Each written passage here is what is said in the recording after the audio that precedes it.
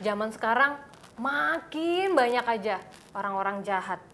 Kayak misalnya ibu buang anaknya lah, nelantarin anaknya lah, hamil terus bahkan dibunuh lah. Ih, Aduh, kacau.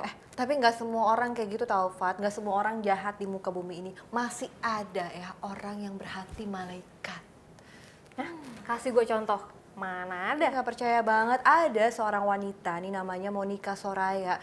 Dia itu punya hati layaknya malaikat, coba. Kenapa lo bilang dia berhati malaikat? Karena dia itu merawat bayi dengan sukarela, dengan ikhlas. Dan itu bukan anaknya sendiri, tapi anak dari orang lain dan dia rawat sendiri. Cuman satu bayi. Ya enggak lah, 6 bayi sekaligus. Wow. Luar biasa kan malaikatnya. Jadi penasaran, pengen ngobrol sama si Mbak Monica. Oke. Gimana kalau kita meet up langsung sama dia? Yuk, kita meet up sama Mbak Monica Suraya. Oke, nah kita udah meet up nih Fat sama Mbak Monica Soraya Haryanto. Hai Mbak, Hai Mbak, apa kabar? Alhamdulillah baik. Kabar anak-anak bagaimana Mbak? Lagi ngapain nih bayi-bayinya? Kalau jam segini sih the babies bobo kayaknya, tidur di kamarnya. Waduh. Iya, Oke, Mbak mau ngobrol-ngobrol nih seputar kisah boleh. Mbak Monica yang merawat, mengasuh 6 anak ya kan? Itu cerita awalnya gimana sih? Bisa diceritain nggak, Mbak? Itu semua mengalir begitu saja gitu Mbak. Jadi mungkin memang ini semua rencananya Allah. Saya hanya mungkin yang ditunjuk salah satunya untuk merawat dan mengasuh keenam bayi ini. Jadi semuanya tuh mengalir begitu saja. Pada saat saya banyak melihat berita-berita di TV, banyaknya bayi dibuang, terus banyak bayi yang meninggal, terus hati saya gerak gitu. Enak kan, mungkin jadi lebih bermanfaat kalau saya bisa mengasuh mereka. Itu awalnya. Itu bayi-bayinya dari mana aja itu? Dari keenam bayi itu, malah anehnya dari keenam bayi itu bukan Jakarta, bukan berasal dari kota Jakarta. Jadi banyak yang dari luar Jakarta. Jadi salah satu ibu-ibu dari mereka itu menghubungi saya, mereka bercerita tentang kisah hidupnya, dan saya sebagai seorang ibu juga, seorang perempuan, apa yang bisa saya bantu pada saat itu, yaitu yang saya lakukan. Ini kan ada 6 bayi, terdiri Iya. dari cewek cowok. 2 laki, 4 perempuan. Usianya diasuh dari berapa bulan Mbak Monica? Apa sudah dari lahir atau bagaimana? Jadi saya berjumpa dengan ibu dari bayi-bayi ini, saya nggak pernah bertatapan langsung, jadi biasanya mereka WA ke saya. Saya juga itu tadi saya bilang itu mungkin memang udah jalannya Allah, jadi Tuhan yang mungkin yang menyuruh mereka untuk menghubungi saya. Saya juga bingung kadang-kadang mereka dapat telepon saya dari mana gitu. Tapi mereka menghubungi saya tidak pernah kenal dengan mereka, tidak pernah ketemu langsung, dan pada saat itu juga hati saya tergerak dan saya mendengar cerita-cerita mereka ya macam-macam sekali ceritanya dan alasannya kenapa akhirnya mereka menyerahkan bayinya kepada saya untuk saya asuh. Pada saat itu juga saya mengasuhnya. Jadi daripada saat bayi itu masih di dalam kandungan. Jadi saya membiayai, jadi mulai dari mereka periksa kandungan sampai dengan melahirkan dan akhirnya bayi itu diserahkan kepada saya. Nggak takut dibohongin tuh, Mbak? Jadi pada saat itu saya nggak kenal, yang ada dalam pikiran saya bagaimana saya sebagai seorang perempuan, saya bisa bayangin kalau itu terjadi pada saya. Gitu. Jadi yang pertama dalam hati saya adalah anak ini harus selamat dan ibunya harus selamat. Jadi saya transfer mereka sejumlah uang untuk memeriksakan kandungannya. Saya berpikir kalau seandainya mereka bohong ya itu urusan mereka dengan yang di atas. Gitu. Jadi sama sekali tidak ada pikiran dalam hati saya bahwa oh mereka ini bohong. Jadi itu pengaruh gitu aja sih Mbak sebetulnya dan alhamdulillah nggak ada yang berbohong sampai saat ini. Berarti di sini Mbak Monica ini dalam hal ini hanya merawat atau juga ikut turut mengadopsi begitu Mbak?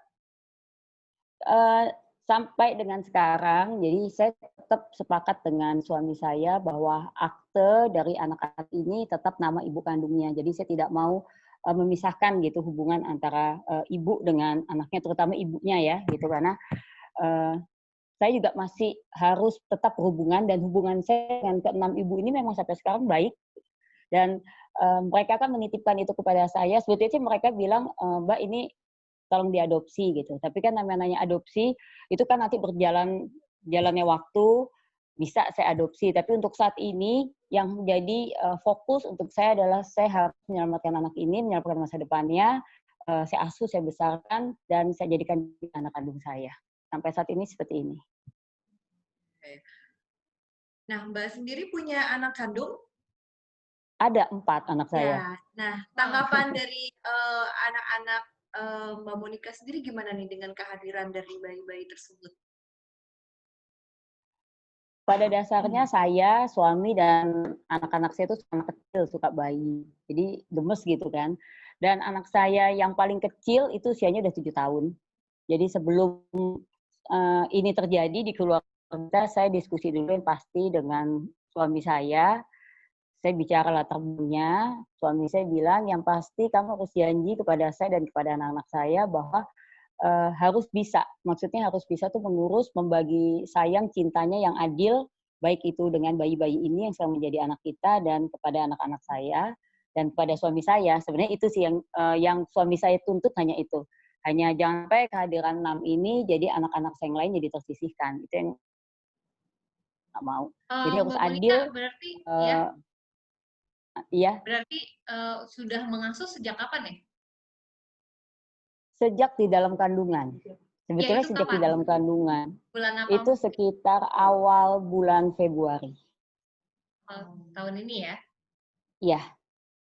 Nah, Mbak ini kan berarti banyak bayi ya. Itu merawatnya bagaimana, Mbak? Ada pengasuhnya berarti ya? Babysitter ya? Iya. Ada 6 bayi dan 6 babysitter. Jadi Oh, satu jadi bayi, satu satu bayi, babysitter. satu babysitter. Wow. Iya. Nah, kalau boleh tahu nama bayi-bayinya siapa, Mbak Monica? Yang pertama, itu yang lahir pertama Maret, itu Bianca, perempuan. Yang kedua, Tristan, laki-laki. Yang ketiga, Scarlett, perempuan. Yang keempat, Sheika, perempuan lagi. Yang kelima, laki-laki, Dallas. Terus yang terakhir, Beverly, perempuan. Itu yang namanya Jadi siapa tuh, 2 Mbak? laki. Itu namanya bagus-bagus banget, kalah nama aku loh. Jawa banget. Itu yang namain siapa, Mbak Monica? Yang namain kita, saya dan suami serta anak-anak. Jadi kita kan tahu, jadi karena kita merawatnya dari dalam kandungan, jadi saya yang, jadi gini, selain saya kasih uang juga buat mereka berobat, saya juga kasih ke ibu ini untuk biaya mereka makan dan untuk biaya mereka mingguan, itu kita tanggung sampai dengan bayi itu lahir. Nah, selama proses itu biasanya kita udah tahu, oh bayi ini lahirnya nanti perkiraan bulan apa gitu. Jadi ketahuan, jadi selama ini perempuan atau laki. Nah, itu saya sama suami dan anak-anaknya udah heboh. Ayo namanya siapa gitu. Prosesnya sih seperti itu. Seru sih. Jadi anak-anak saya juga senang gitu. Nanti ada kesempatan maksudnya main ke rumah saya jadi lihat secara langsung. Boleh banget. Kalau diizinkan, pasti gemes banget tuh lihat bayi-bayinya. Oh ya, katanya lagi nunggu bayi yang ke-7. Benar nggak tuh? Iya. Oh. Bulan ini. Waduh. Insya Allah lahir bulan ini. Ke-7. Cowok cewek, Mbak Monica? Perempuan lagi. Wow, bidadari. Nah, jadi 5 perempuan nanti di sini. Oh, 5 perempuan dan 2 laki-laki ya jadinya ya. Iya. Nah, Mbak Monica ini kan berarti ingin mengasuh hingga dewasa begitu ya. Kalau seandainya suatu saat gitu orang tuanya menginginkan anaknya lagi setelah sukses atau bagaimana, itu Mbak Monica sendiri gimana nanti rencananya atau plan ke depannya? Kalau untuk saya pribadi dan suami saya, sampai dengan sekarang sih saya kan tetap hubungan saya dengan ibunya baik dan di akte juga tetap nama ibunya. Gitu. Jadi saya hanya ingin mereka ini punya masa depan yang lebih bagus, niat saya seperti itu. Jadi banyak juga yang bertanya kepada saya, ini latar belakangnya gimana sih kok mau? Maksudnya kadang-kadang kan orang berpikir kita ngambil bayi harus jelas gitu latar belakang, ibunya siapa, bapaknya siapa, dan itu yang sama sekali tidak pernah saya permasalahkan dengan suami saya. Karena buat saya dan suami saya, yang penting itu adalah sekarang masa depan, bukan masa lalu dari si ibu ataupun ini bayi. Karena buat saya pribadi, bayi itu kan buah cinta gitu. Dia itu sudah lahir ke dunia dan saya harus memberikan masa depan yang layak buat mereka. Jadi itu juga banyak sekali tuh Mbak sebetulnya pertanyaan, nanti kalau ibunya minta lagi gimana ya? Sebetulnya saya pribadi, saya tidak, nanti suatu saat akan saya temukan juga kepada ibunya anak-anak ini. Gitu. Selama ibunya mungkin mampu dan bisa memberikan seperti yang saya berikan, ini kan tetap ibunya. Jadi anak ini kan tetap punya ibu kandung dan bundanya saya mengurus dia sampai besar. Jadi intinya buat saya dia harus punya yang layak, karena dari bayi kan saya yang rawat, saya juga nggak tega seandainya nanti udah besar dia akan disia-siakan, itu yang saya juga nggak mau. Oke, Mbak Monica mungkin boleh tahu nih biaya merawat 6 bayi ini tuh kira-kira berapa ya? Wow. Kalau biayanya saya nggak mau ungkapkan di sini, nanti takutnya ada yang lihat. Ini kan sebetulnya juga terungkap ke media sampai akhirnya menjadi viral juga, sebenarnya saya juga kaget gitu, karena mungkin kehadiran Mbak In ke tempat saya terus akhirnya terbuka semuanya seperti ini. Buat saya yang penting apapun yang saya keluarkan dengan suami saya, biar Allah aja nanti yang membalasnya. Itu aja sih buat saya, karena memang banyak sih Mbak yang nanya ke saya, pertanyaan utama salah satunya seperti itu, kira-kira berapa ya? Karena satu bayi dengan satu babysitter aja kan biayanya udah besar sekarang ini, nggak bisa ngebayangin dengan 6. Dan semuanya susu formula loh, kan karena nggak mungkin netein. Dari bayi udah susu formula. Mbak Monica, ini kan udah viral nih. Nanti kalau misalnya makin banyak lagi bayi-bayi yang berdatangan gimana? Iya, banyak Maksudnya orang udah tiba-tiba menghubungi Mbak Monica dong, jaga anak saya itu ada maksimalnya nggak berapa gitu misalnya? udah banyak Mbak, bukan nanti, udah banyak sekarang. Udah banyak yang menghubungi saya, maksudnya DM juga, DM ke IG-nya baby-baby sini. Jadi udah mulai banyak. Tapi yang namanya manusia, saya kan cuma manusia biasa. Saya sih senang gitu. Saya dikasih 100 bayi, biasa karena memang saya suka anak kecil gitu. Jadi memang saya suka. Tapi kan takutnya nanti saya tidak amanah. Itu aja yang saya takutkan sebetulnya. Jadi biasanya beberapa orang yang menghubungi saya belakangan ini, saya selalu bertanya, apa nih sebabnya menjelaskan ke saya? Jangan sampai mereka mendengar berita, terus mereka melihat, oh ini saya seperti ini, terus dengan segitu gampangnya mereka memberi anaknya, itu juga saya nggak mau. Gitu. Jadi saya selalu memberikan apa, kalau cuma masalah ekonomi, saya akan bantu. Dalam arti saya bantu, saya akan biayai. Biasanya hubungi saya kan mereka tidak punya biaya untuk periksa kandungan. Itu yang sangat kasihan buat saya. Gitu. Jadi ada juga yang sudah saya transfer belakangan ini, saya minta, oke, kamu tetap pelihara, kamu tetap rawat anaknya, tapi saya janji saya akan bantu mulai dari periksa, melahirkan, dan nanti saya akan kasih bulanan anak ini. Jadi seperti saya anggap anak asuh, tapi tetap yang merawat adalah ibu kandungnya. Ada yang sebagian udah saya bilang seperti itu sih. Itu yang menghubungi Mbak Monica kira-kira ada puluhan, belasan? Banyak Kita banget, udah Bang. yang banget ya. Kalau mungkin sekitar 30-an ada ya, Mbak. Wow, banyak banget. 30-an. Dan itu rata-rata memang bayi atau memang ada yang minta dirawat ketika anaknya memang sudah berusia 5 tahun mungkin gitu, Balita, Mbak? ya. Rata-rata bayi dalam kandungan. Oke. Jadi mereka hamil, ada yang hamil di luar nikah, ada yang ditinggal, ada yang pada saat dia hamil jadi suaminya meninggal gitu. Ada yang diperkosa, jadi itu kisahnya luar biasa. Jadi kalau saya ungkap di sini semuanya mungkin bisa berderai-derai air mata, karena ada tuh yang sampai disekap di rumahnya, dia nelfon saya juga takut-takut, itu semuanya ada. Saya pun Boleh Mbak, mungkin kadang-kadang bisa bingung. diceritain salah satunya? Jadi ada satu perempuan, usianya sekitar 17-18 tahun, itu menghubungi kita. Dia diperkosa, salah satunya dia diperkosa, dan sampai sekarang itu dia tidak tahu kandungannya berapa. Dia foto, memang kandungannya udah besar, tapi kita juga nggak tahu. Dia tinggal di luar kota, jauh, saya nggak mau saya takut sebut kotanya, takut nanti dia ini. Dan dia sekarang bukan disekap, disembunyikan di rumah temannya, mungkin di gudang atau di mana, karena dia nggak tahu keluarganya juga, kalau tahu dia bisa dibunuh sama keluarganya. Jadi sampai seperti itu, dan Mbak tolong anak saya dirawat, karena dia nggak tahu harus berbuat apa lagi. Ada yang seperti itu. Banyak sekali, Mbak. Nah, Mbak Monica sendiri nanti anak-anaknya manggilnya apa nih? Mama, Bunda? Ibu, Bunda, Mami, seperti anak-anak oh Bunda. semua. Oh, Bunda, sama. ayah dan bunda, sama seperti anak-anak semua. Tapi nanti akan dikasih tahu nggak kalau misalnya kenyataannya seperti ini gitu.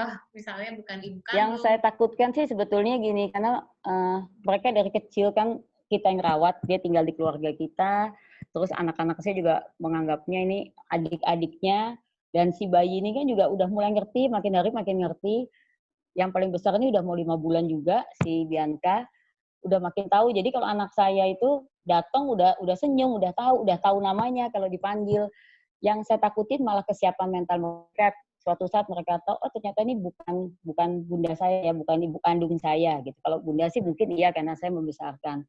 Tapi saya akan coba ngomong bahwa siapapun ibu itu adalah yang melahirkan kalian gitu. Jadi apapun nggak mungkin bisa selesaikan. Kalau kalian tinggal besar sama bunda, ini adalah bunda yang membesarkan kalian, tapi ibu yang melahirkan kalian itu ada. Saya akan bilangnya mungkin seperti itu pelan-pelan nantinya, karena saya juga nggak mau mereka merasa kecewa atau mereka jadi membenci ibunya. Takutnya kan seperti itu. Gitu. Banyak anak-anak yang kalau bagaimana cara kita ke mereka nanti besar. Mungkin ada caranya tersendiri lah, Mbak. Tapi intinya buat saya tetap anak-anak ini harus jadi anak yang baik, anak yang soleha, santun, dan harus tahu bahwa ada alasan tertentu kenapa ibu kalian menyerahkan kepada bunda untuk bunda asuh. Itu aja sih yang saya akan terapkan pelan-pelan.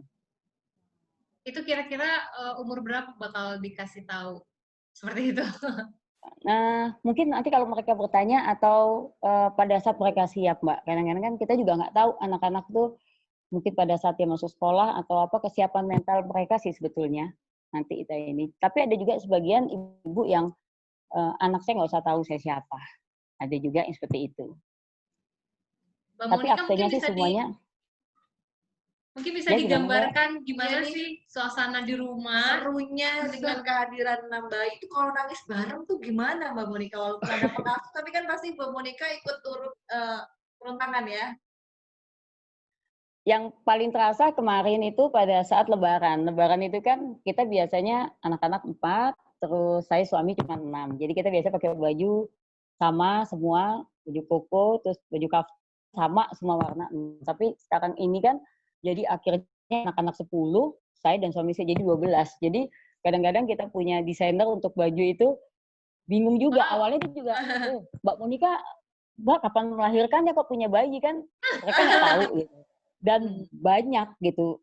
Itu serunya sebetulnya di situ. Terus kalau ngajak mereka pergi juga kalau vaksinasi itu juga nggak mungkin 6-6-nya saya bawa. Jadi biasanya saya bawa 3 dulu terus 3 lagi di hari yang beda.